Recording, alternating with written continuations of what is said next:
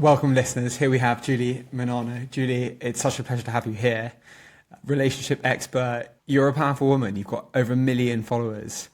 You've touched millions with your advice around relationships, being a qualified couples therapist, as well as being the author of your best-selling book, Secure Love, which has been described as a must-read for couples. Currently, you're based in Bozeman, Montana. Is that correct?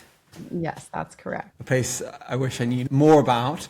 You've also been married for over 24 years and have 6 children. What's it like to have influenced so many people and helping guide them around the enormous pleasures and challenges of relationships?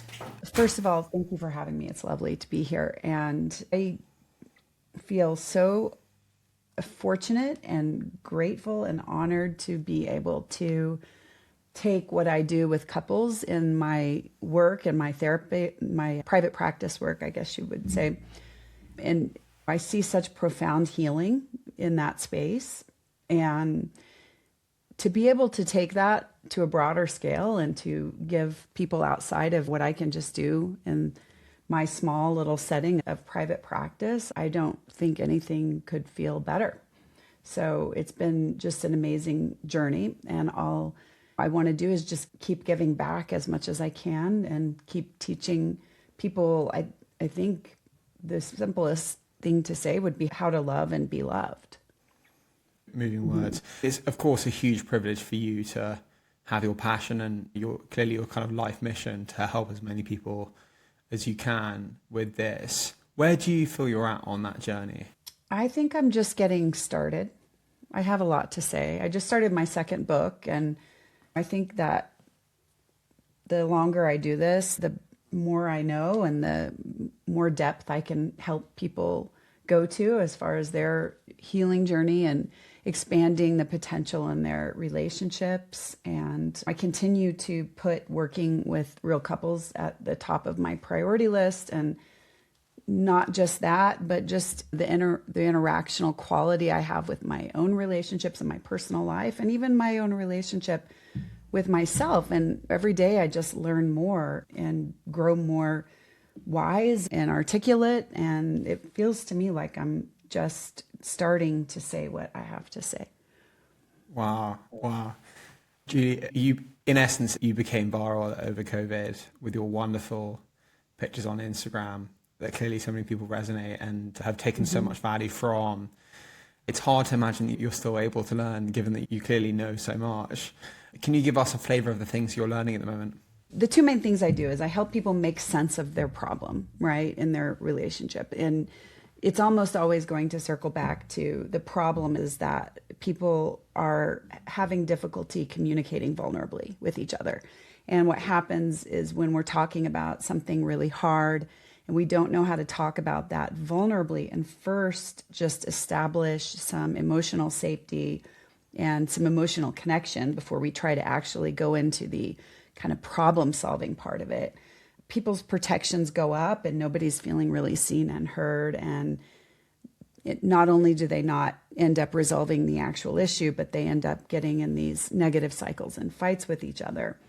So the heart of my work is, hey, let me just really show you what's actually happening, what's actually causing your relationship to struggle, which is almost the same thing with every couple that I treat. And then I say, okay, and so now here's what you need to do to get out of that. Here's the kinds of conversations that you need to be having, often with very specific words, to get vulnerable and lead with vulnerability and really find a place of a strong emotional connection and safety before you try to tackle these hard topics like money or sex or parenting or in-laws or the future we have together. But I'm really taking that to the next level right now, which is, okay, great. Like you can see it, you can make sense of it, and I'm giving you the skills to do something new. But a lot of people find that when they need those skills the most, when their nervous systems are dysregulated, they can't use them. And so now I'm going to dive more into what's the block here. You have all the information. You know what you're supposed to be doing. Now what's getting in your way of actually doing it? We all know we get dysregulated, but what does that actually mean? And what we're going to find there is three core problems. One is fear, one is shame, and one is unresolved grief. And so now I'm moving into, let's go through all of that. Let's figure out how all of that is getting in your way and what we need to do differently to clear through that so you can put these new skills into practice. Really moving. It's sometimes quite hard for people to understand what great looks like. Really great relationships. What do they look like? What kind of agency do you think we can have in someone else's life? Give us a sort of flavor of what the best relationships you've come across, the kind of ways that the mentalities that people bring to the table and how they want to support their partner. Because it's quite surprising and moving, the thought and attention to detail that you hear about that some partners give to their other partners. Yes. I think it's a great question. When we're talking about secure attachment, the building blocks of secure attachment are met attachment needs. And that means that both partners not just have met attachment needs, and I'll tell you what those are in a moment, but they trust that those needs will continue to be met in the future. So met attachment needs are these basic needs to feel connected and close to your partner. I need to feel understood. I need to feel like you want to understand me. I need to feel emotionally validated. Even when you disagree with, what we're talking, the solution to the problem, we don't see eye to eye. I need to know that you can at least step in and validate my fear or validate whatever my feelings are around this topic. I need to know that you value me, that I'm a priority for you. I need to know that you're not going to abandon me or betray me. I need to know that you can see me, that you're willing to see who I really am and appreciate me for what I'm bringing to the table, that you're not just going to define me by my failures or mistakes. So when two people are interacting, in just a moment, they have to be sending those messages underneath the surface details of the conversation. The messages need to be being sent. I see you. I understand you. I can see your emotions. I'm here for you. I appreciate you. And if that's not happening, then it's going to cause painful feelings and they won't be able to keep talking about the topic. If they're now struggling and under there going, okay, I'm hurting because I don't feel validated. Okay, I'm feeling alone because I'm not really feeling understood by you. So I've got to figure out how I go in and help those couples moment to moment meet each other's attachment needs in their communication. But it doesn't end there because that's not enough. Not only do they need to know their attachment needs are met in a moment, like I said, they also have to trust that tomorrow my attachment needs are going to be met. Or a year from now, my attachment needs are going to be met. So I've got to get couples learning how to do this with each other in real time. But I also have to help them create the environment where they're continuing to do it day after day. So beautifully put, and that sense of trust in the future. What's so remarkable about the world is when people know us, maybe it's a romantic partner or a friend, it's remarkable what you can learn about yourself through other people. Mm-hmm. Yep. There's amazing content that you've got around all sorts of things like conflict and how to meet one's needs and how to bridge all sorts of gaps. But you really describe how so many roots of and challenges of great relationships come from needs not being met. So they can create anger or resentment or bitterness or et cetera, et cetera. Let's say someone doesn't have a need that's met. Could you just give us like a sort of flavor on the right way for people to approach that conflict, that learning curve? Sure. So if a partner says to me, I'm really feeling invalidated in the relationship, okay, that's vague. So what I'm going to do is I'm going to say, when was the last time this happened? When was the last time that you felt invalidated? That helps couples narrow these unmet needs down to a moment where they actually happened, right? And so they say, I said we need to talk about money, and my partner just said, oh, I just want to bring up problems. I'm not happy unless I'm just talking about problems. So then what happens is I'm getting the message that my feelings don't matter here, that I'm just randomly wanting to fight when I'm actually carrying some anxiety around money, and I want to soothe that anxiety by helping us come together and make a plan. And so when they feel unvalidated, their nervous system starts to have a reaction because that's not safe. We can't feel safe and close if we're not feeling seen and validated by our partner. So what is the emotional word that we give to that feeling of unsafety? Well, scared. Scared of what? Scared that you're not hearing me. Scared that you're not here for me. Scared that we're not going to get through this problem together. Scared that we won't feel like a team. Scared that maybe we won't get through our problems together in the future. It can get really big. And so then on top of that, what happens if that's true? If that's true and we don't get through this and I'm actually alone, that's awful. That's a sad place. Then I'm going to have to feel like we're disconnected and we're not a team, and that's lonely and that's sad. And then on top of that, I might just continue to feel scared about money, and that's sad and that's not good. And so what happens is my body then goes into this protective state where I want to bring attention to the problem and get you to hear me. And so then I get louder and I try to bring attention to the problem, but then I'll use the anger. And now you feel like attacked or whatever, and you go into your feelings spiral. And now we're in this negative cycle. So that's the moment, right? It happens so fast. What took me, 90 seconds to just explain happens in 1/30th of a second between partners. So to circle back to your question, how do we get that need met? I've just got to, first of all, let's restructure that whole conversation. Let's do it in a different way, which is I need for you, instead of just immediately going into anger and saying, look, see, you never listen to me when all this stuff comes up inside of you. I need you to learn to say, listen, I know this is a hard topic for you. And in the past, when we've talked about money, it hasn't gone to the best place. So it makes sense to me that you might want to avoid this. But at the same time, I'm carrying a lot of anxiety around this. Sometimes I stay up at night worrying about money. And if we don't talk about it and figure out a way to reach each other, then I'm going to feel alone. So can you help me out here? But if I get that person to deliver that with vulnerability and make an invitation instead of an accusation, I have to have the other partner learning how to hold that. And they've got to know all about their stuff and their triggers and what might come up in them that would block that. And so they've learned to, through kind of the same process, they have to learn to say, okay, I'm right here. I hear you. Something big's coming up for you. Yes, it's true.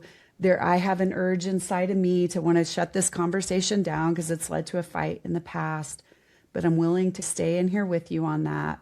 Let's see what we can do. Let's see how we can work together here to feel safe in this conversation. Super interesting. Sometimes in a relationship, there's a big upset, let's say, and you almost need to go to the talking table. But then other times there's like really small things that can be quite frustrating. And I imagine that the same way of addressing that is applicable. Maybe it's having a comment ignored, for example, or your partner asks, what do you think of this dress, or do you like my shirt? And there's not really a sense of care from the other partner. You might be left thinking, oh, do they not care? When actually they're working out, did they make a booking or not?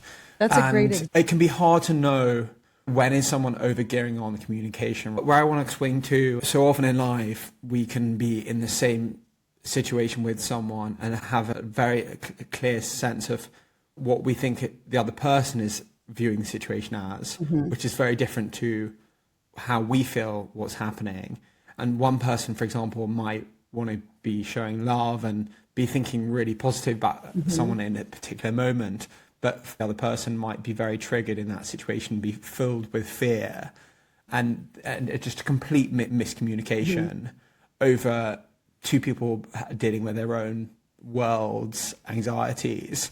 And I guess the sadness is when time moves on, you don't see those mismatches. Yeah, that's hard. And to be honest with you, I think it's those little things that look little that take couples down as much as big things like affairs. It's these moments of 1,000 paper cuts of feeling emotionally dropped or emotionally abandoned. If that situation that you're describing happens, right, that tells me that it seems so small, right, to be ignored and unseen for a comment that you say. But if this person has spent years or months feeling unheard and unseen in other situations over and over again, and maybe in their childhood before that, being unheard and unseen, that isn't little for them. It might be in their head. Looking back later, they can say, oh, that wasn't a big deal. Why didn't I just let that go? But for their nervous system, it's a real threat. It feels like I'm not being seen. Am I invisible here? And what if I am invisible? Am I lovable? Am I worthy of connection? What if I never feel seen? What if, I love this quote, the only thing partners are ever really asking each other is, are you going to be there for me when I really need you? So in that person's nervous system, it can feel like, if you're not even willing to look at me and answer me about this dress, are you going to be there for me later when I really need you? So that tells me that person isn't safe, okay? Anybody who reacts to that already isn't feeling safe. So now I got to figure out, why is this person not feeling safe? Is it because they're having a hard time, even in the most safest environment possible, feeling safe because their nervous system has been wired to seek unsafety? Or is it because they really are in a relationship where there's a lot of little micro abandonments, and this is just one of them? So now I've got to get them talking about this in a new way, right? Let me say this. There are two different options in that situation. If you're the person and you say, hey, do you like my dress? And your partner is just completely blank, right? You might say to yourself, you know what? This is one of those moments where I'm starting to feel unseen and unheard. And it's taking me to that scared place where my mind just goes to the worst case scenario. But my partner and I have talked a lot about this, and I'm learning that maybe that's not the case right now. And we've done some work. And what's another explanation? Another explanation might be that they're just thinking about something else. And that's like a self-soothing approach, right? And then you wait and see and let it go. And maybe if it happens again, then you say something. But let's say not. Let's say this is a pattern. Then you might want to say something like, hey, what happens is I asked about my dress and I didn't hear you respond. And it could have been that you had something else going on. My nervous system gets a little scared. Can I just get some reassurance here? And open up that conversation in a safe way. The better thing to do, though, is to not bring it up at all right then, maybe, if you're new to work, and later bring it up when things are safe and calm and you're not in a hurry, and say, I notice that sometimes I start to feel, when I don't get a response from you, I start to feel like, are you there? Can I reach you? And can we talk about that? And before we even try to talk about it, can I just get some reassurance that matters to you, that those little micro moments matter to you? So it's, and then the other partner, I'm describing one partner who's reaching with vulnerability, but I also need the other partner to be able to respond to that from their own vulnerability, which might sound like, oh no, I was just off in thought. But they need to have space to say, sometimes it can be really hard for me when I feel like I'm just only defined by the moments when I'm not showing up. And that takes me to a lonely place. Now, you're probably wondering what happens when they're going back and forth with all of this. And it starts to get into this, but I feel this, and then I feel that, but I feel this, and I feel that. And then we have this whole, like, what can sound like a lot of over communication.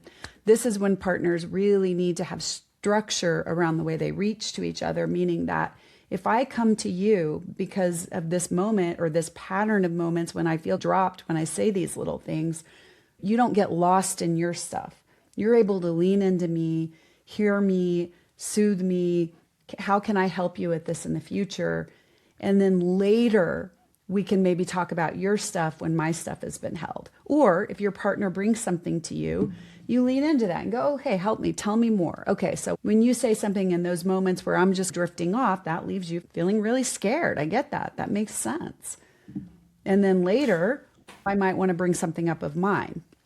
But we're not trying to do it all at once. So you can see there's just a lot of, what I'm trying to do isn't necessarily just trying to fix that moment where the partner says, why aren't you listening? I'm trying to fix the whole environment. Why is this person not feeling safe at all right here and there?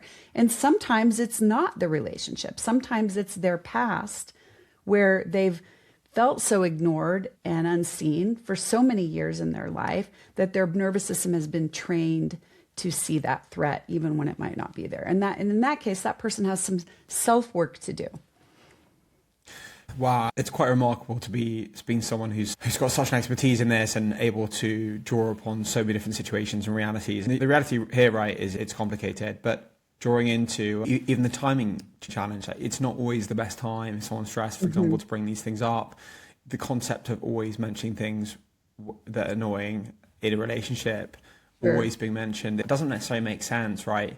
And playing the smart approach, like the self-soothing, and there's just loads of different elements at play that ultimately make sense.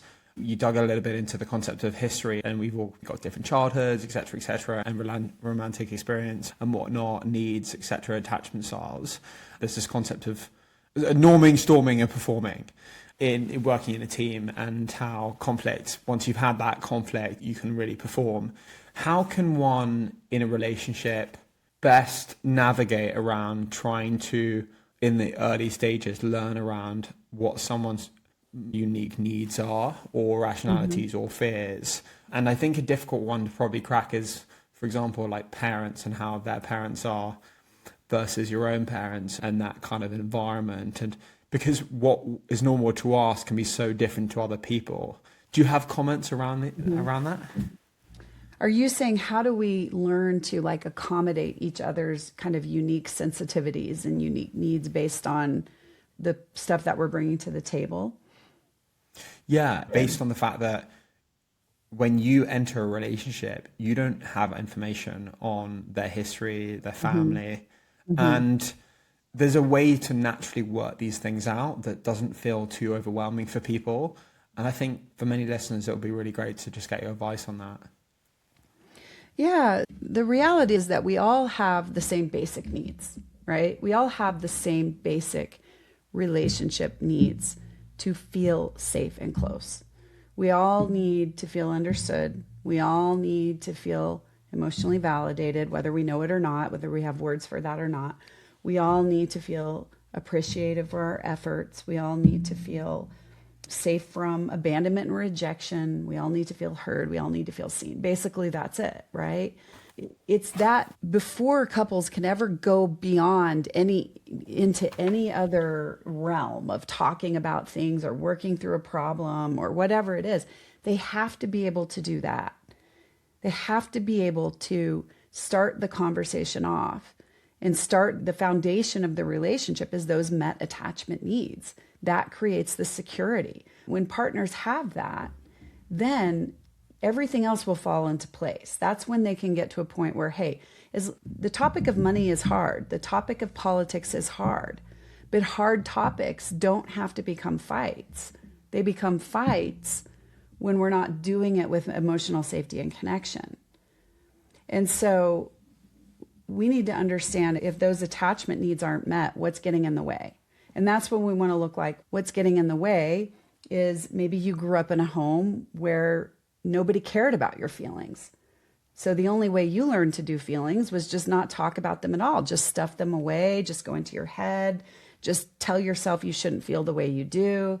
And so now that's how you try to help your partner, is you try to just get their feelings to go away, or just tell them you should see it in a new way, or go up into the details and not do feelings at all. So the first thing that we're doing, no matter what, is we're just learning how to find emotional safety and connection and working backwards from there into what's blocking us from being able to do that. It seems like there's no greater journey, more rewarding in life than a great partnership. But clearly what's pivotal to that is having a good relationship with yourself. How can one rain check to work out what their relationship is like with themselves? Work out the areas that need to be changed and maybe how one can change those things. Yeah, so I think that the first thing we have to get good at is catching our discomfort and catching our trigger, and then being able to, maybe not every single little thing that comes along, but enough of the time to explore that. Because what happens is if we get uncomfortable, we get some sort of trigger and we don't do anything with it, then it's probably just going to come out later, or it's that those feelings are going to stay in your body and it's going to show up somehow, right? Let me just give you an example. Let's say that last question I answered, like I feel like, oh, I didn't really fully answer that question. I didn't do that question justice, right? And so I get off of this call and I'm just feeling, oh, I can't believe it. I wish I would have said that a different way. And then I just go into my day without really tending to that. But it just creates this little niggle of anxiety in my body that then just other things come along. By the end of the day, it takes you down a kind of notch. tapped out. Exactly. Yeah. So Yeah. let's say instead I step back after and I go, okay, what's going on? And I look at that question and I think, what's so bad about not answering that question right?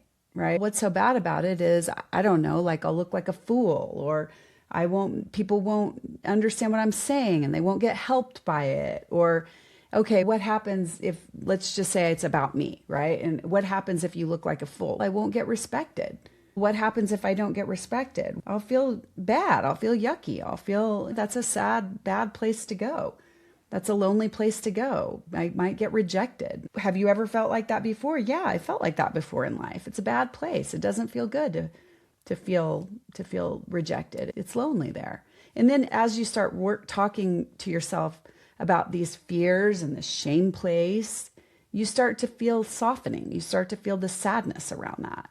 And then you just sit there in that sadness, and all of a sudden, everything just sort of starts to clear up because we can handle that. You can handle the sadness there. It's not the end of the world. It's just feeling a little bit of grief. It's just, you know what? I have felt this before in my life. Yeah, it's a bad place to go. Your nervous system needs to do that. Otherwise, it just stays stuck in this kind of like lingering anxiety place. And then your partner comes home later and they say something. And then the next thing you're overreacting, but you're not really overreacting. You're just reacting to all this stuff that's been building up in your nervous system your whole life. So we've got to learn how to just step back, soothe those places. Maybe I call my husband and say, I just did this podcast and you know me, I answered a question wrong. And I start getting those rejection fears, and he's just there for me and he supports me. And now I'm not alone with it. And not being alone with it helps offset the fear of being alone to begin with. So it just starts to work. That's so applicable to so much, right? Like it can be so many challenges and that we are in one sense alone with, right? And we're dealt with a new challenge, and then labeling it, sitting with it, acknowledging it, realizing, whoa, of course I feel like this because of that. And then probably context setting, right? And like drawing back into reality. Getting to the heart of it, I think. Yeah. And then some people too, just to put this out there, some people with that, they might do something else. They might go, I've just got to work harder. I just got to work harder to learn more and to be more organized. And then they go into that. There's so many different, some people might say, now I just need to go have a drink to get rid of this anxiety. There's all sorts of ways that people cope with those little feelings that can not really. I don't want to go down. I want to look up. I want to keep, how do I get higher on the wave type vibe? Exactly. Yeah, really interesting. So what you're saying is, no, stop trying to avoid the uncomfortable feeling. Yeah. Go sit with it. Sit with it. And that's understand what's happening.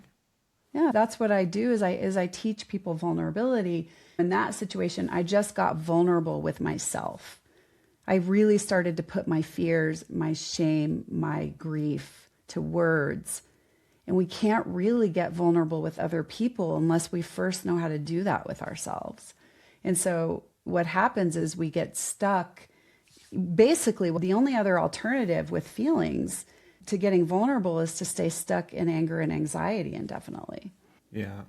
It seems like learning about how to have the best relationship, there's so many learnings that are around actually how to be with yourself, right? That aren't related to being with someone. It's actually being with yourself. It's so important. You can't, if you don't get to know yourself, there's nothing if you don't do the self work, you don't have anything to share. There's nothing to share. You know those little moments that lift your day? A smile, the sun coming out, or a piece of chocolate. Audrey's Chocolates have been handcrafting chocolate for over 70 years.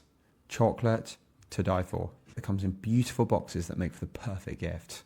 Or bars of chocolate that feed daily joy. Discover your moment of joy by visiting audreyschocolates.co.uk and treat yourself to 10% off using the code TheCollective10. How do you think people can become more, stay more constantly healthily connected to themselves. So let's say people have got their week, their day, maybe it's an evening, they're back at work, day 2, week's going fine. Day 3, challenges have hit and they're slightly in panic mode. Do you have anything you want to add on how people can get back to that, whoa, everything's fine, whilst, as you put it, go down the wave and facing it?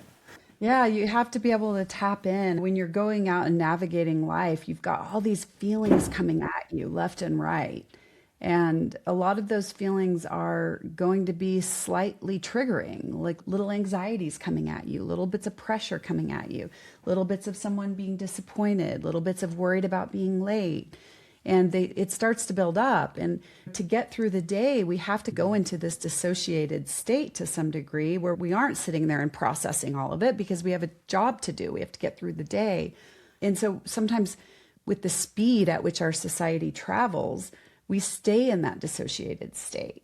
And we have to build times into our day to come out and tap in. What's going on with me right now? Do I feel a little angsty? Yeah, I feel a little angsty in my body. What's the fear? Let me see if I can put some words to that.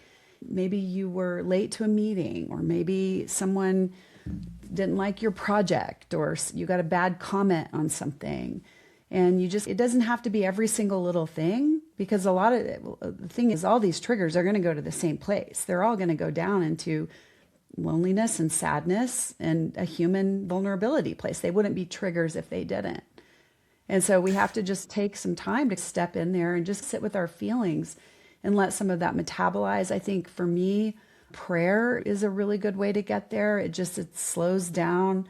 It is a way to tap into yourself, but not be quite so alone. If you have some sort of spiritual support system in your life, whatever that is for people, it's a way to be alone without being alone. So it's just really being intentional about slowing down. And I don't mean just slowing down and reading a book or sitting in the park. Intentionally really trying to get in with your feelings, going home to your insides and dealing and intending to that, helping yourself emotionally. Because if you're not, again, you're not giving yourself space to actually feel any of that stuff. And so your body is just going to stay stuck in anger and anxiety, which are take action emotions. And so you're just going to be chronically in this state of take action, crash, take action, crash. And the relationship version of that is these periods of fighting. The crashes. So fascinating. And I really suggest everyone checks out your material, because you've really got a powerful way with how you communicate these really useful messages in really relatable context, but also clear kind of practical takeaways, which who doesn't love some clear places to look for quick wins? I appreciate you saying that, because for me, I'm not being clear at all. I'm just like, oh God, why can't I say this clearly? You're hitting more of the target than you think. And it's over 1 million people, my God. But you really beautifully encompass what anxious attachment style can be the product from, and how it's the product of people abandoning themselves. And that's so relevant to our conversation around people wanting to, and I think it's like very logical, right? People wanting to avoid the acknowledgement of maybe stress points or fear points. In my experience in the day, life's busy. So it's quite interesting how the attachment styles can help us teach us about ourselves in that sense. Absolutely. Yeah.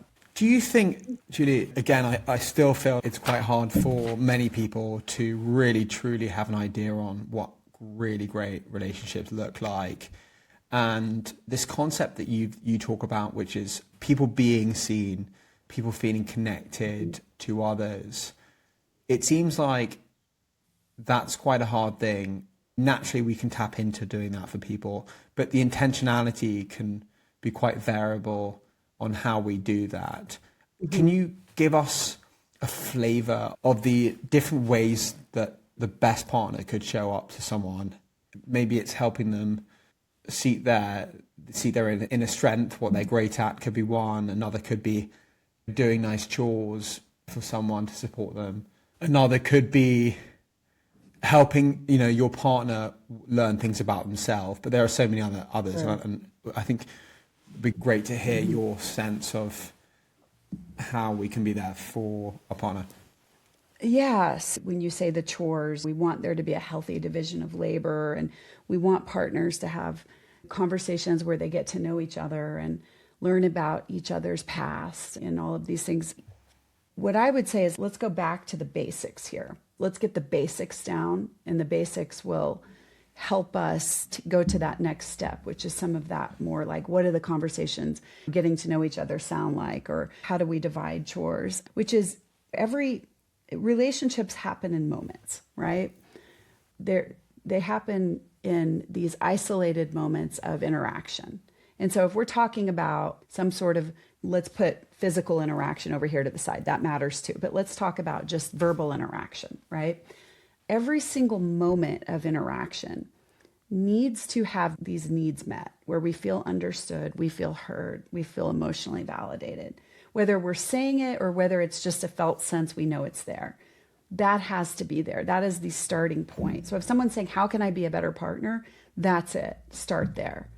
Every time my partner says something to me, every time they bring something up to me, I'm going to do every single thing that I can to help them feel heard, to help them feel seen, to help them feel understood, to help them feel validated in a small way, in a big way, whatever the situation calls for.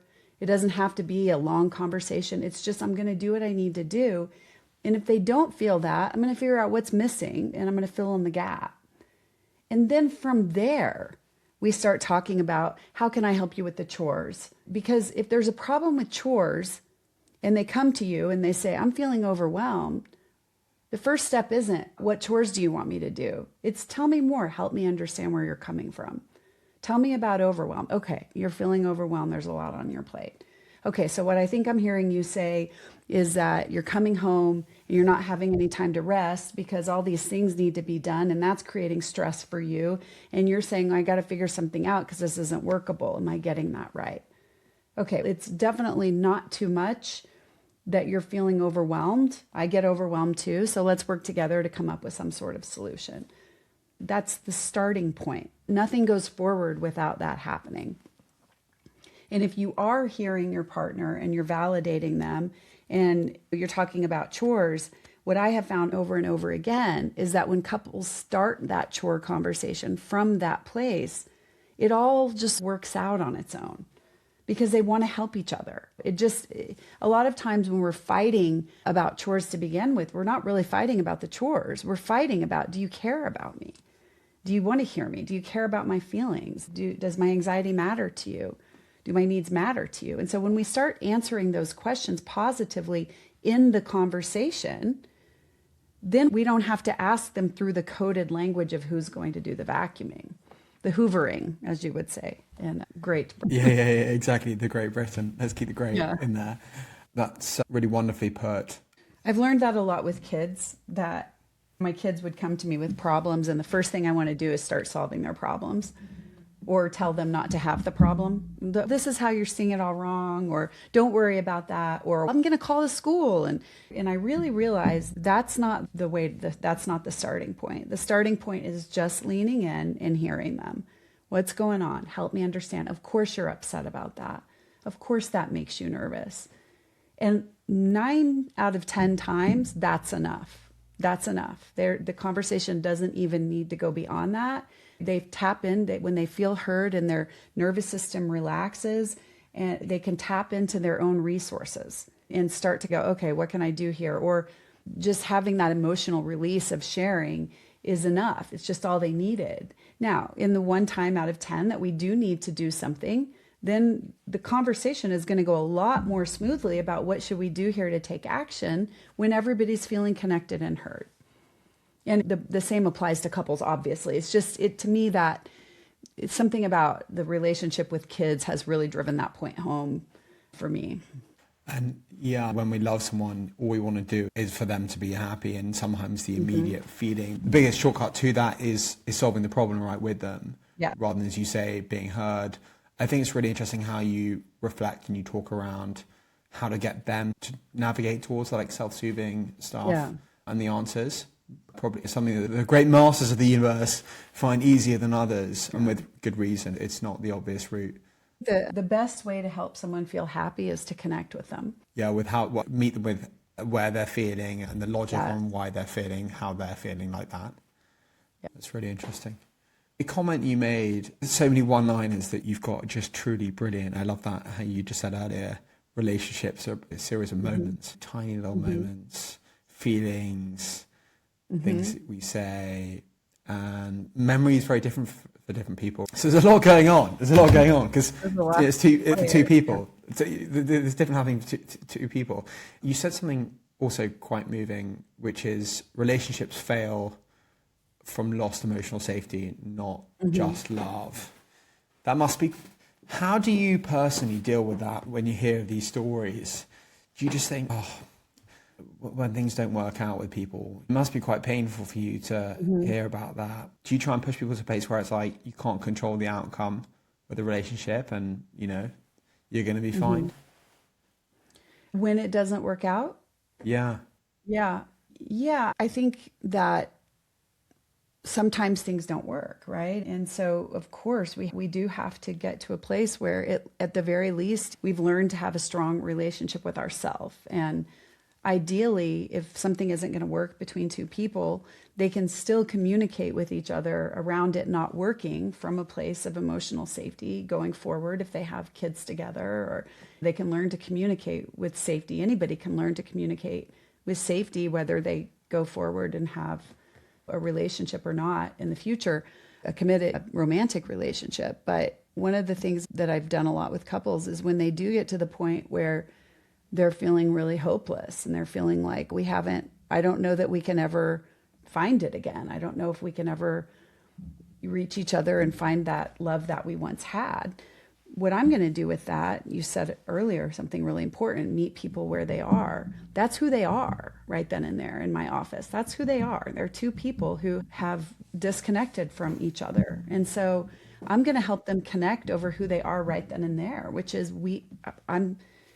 hearing each other's demoralization, holding each other's hopelessness. Let's just talk about it. Let's help you validate that in each other. Yeah, I feel hopeless. I get it. I get how hopeless you are. I feel it too. I'm so sorry we've done this to each other. I'm so sorry we didn't have the skills to reach each other, and this really is awful. And a lot of times when you get people doing that, now they're connecting.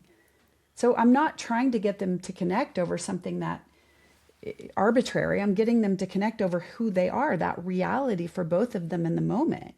And all of a sudden they're seeing each other. And they're not getting triggered by the hopelessness. They're not saying you're giving up too soon, or you shouldn't feel hopeless, or it wasn't my fault. They're just meeting each other in the pain that they're both in. And a lot of times that starts to build the connection that they're looking for to begin with. Julie, you make it seem so simple in such a great way. One thing I think is quite special around what you've communicated is how you pitch this concept around when there's tension and challenges. It's not that the other person's the enemy. You two people, you're on the same side, and it's actually just more a case of around working out where the unmet needs are. It feels generally quite exposing to always go back to that wider context of, hey, listen, we're on the same team, I love you, la-di-da, and then dealing with the tension. Do you have a view on that? Do you think that is true in life generally, that people find it hard to address the wider context, which is, hey, all they want is like the best relationship ever? Yeah, you've mentioned how important it is for people to acknowledge. There's this almost this like challenge where in a relationship where if problems arise, you two people can very quickly lose sight of the fact that they're on the same team and they both want the same thing, which is to be happy. And instead they're just thinking about the problem, and suddenly they feel like the other person's a problem, and actually that's not true. And it can be vulnerable to admit to the other partner that all you want is them.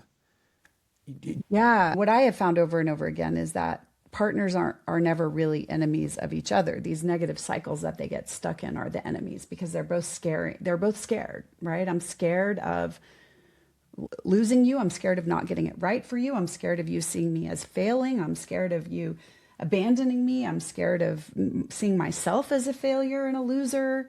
I'm scared of all these things, and I don't know how to talk about those fears. I never learned how to be vulnerable. And so we've got to learn how to get underneath that and say, look, The enemy here isn't us. The enemy is that both of us don't know how to do vulnerability. And so when we don't know how to do vulnerability, we just start going into these cycles of protections, and our fears and anger gets the best of us. And let's do this differently, because our relationship is too important to let these negative cycles hurt us in this way. And now we're coming together against a common enemy. And because if you can make something else the enemy, which is actually the truth, right, then your partner isn't the enemy. Gratitude, it's a powerful instrument. Have you heard of instances in couples where it's used brilliantly? Yeah, I think that when they want to do some work with themselves, and they can, let's go back to your example of the partner who didn't look or who didn't respond when the first partner says, hey, do you like my dress? So maybe in that moment, that partner can step back and go, you know what, this is when the fear gets me. And my brain's going to that place where I'm feeling unseen and ignored. Let me put some more evidence out there on the table. My partner actually, they planned this whole night. They made the reservation. They care about me. They want to be with me. And then all of a sudden, when you allow your head to go into that space, the gratitude is actually a place of connection now, because in gratitude, your needs are being met. And so now you're shifting your brain from being left alone and abandoned into connection. Wonderful. I'm cared for. They love me. They're doing all these nice things for me. And then your nervous system starts to experience met needs instead of unmet needs, because unmet needs are embedded into ingratitude. So I would say that gratitude is a place of met needs. Interesting. And contextually, we've talked quite a bit today around how connection can be the great medication against conflict, turning from good to great, all these like tiny nuance, like recognition. And social media can do that, right? If you watch a reel, it explains very nuanced feelings related to situations, people's. And I guess when partners, if they have great communication, they can share those and people can feel a remarkable connection. Like when you see a social media post that hits you, it resonates with you. You might not know that person who created it, but you feel seen, you feel understood, you feel resonated with. That's where we thrive. And it's nice when it comes from social media, but it's exponentially nicer when it comes from a real human that we know and we share a life with. And I really don't know that there's anything that feels better than just feeling seen and heard and fully known by another person. Yeah, and reflecting off that, it's called connection for a reason, right? When we see someone we like, or it's because they help us, they bring us to a place where we see the world in a way that you feel very connected. Maybe not just to them, but to the world. Yes, to yourself. Yeah. Do something bigger than you. Yeah. Julie, we have time for a few quick fire questions. A favorite book, film, or artist? My favorite book is probably Dickens' A Tale of Two Cities. Book, I love Oliver Berkman's 4,000 Weeks. Film, Royal Tenenbaums. Artist, right now, probably Mumford & Sons. I just got tickets to see them here in Bozeman, so. Oh, wow. Yeah, I'm excited for that. I've been listening to their new album to get ready, and it's amazing. Incredible. Marcus Mumford. Yeah. Words you tell your younger self. You deserved more than that. You deserved better than that. You can add one thing to your bucket list today. What would you like to add? I'd really love to be on Drew Barrymore's show. That would be a bucket list item. I love her. Amazing. One thing you'd like to learn more about? I speak Italian. I've been learning Italian for many years, and I want to keep learning and learning just more about the language. Yeah, wonderful. Julie, it's been such a pleasure having you here today. Really grateful. It's been lovely. Thank you. I really enjoyed it. If you've enjoyed this, hit subscribe so you never miss an episode. Want to support the podcast, inspire as many people as possible? You can either make a donation on the Buy Me a Coffee link in our bio and website. Want to access exclusive content? Submit ideas for future episodes? Join below as a Patreon member and we will make you feel special. Thanks so much for listening.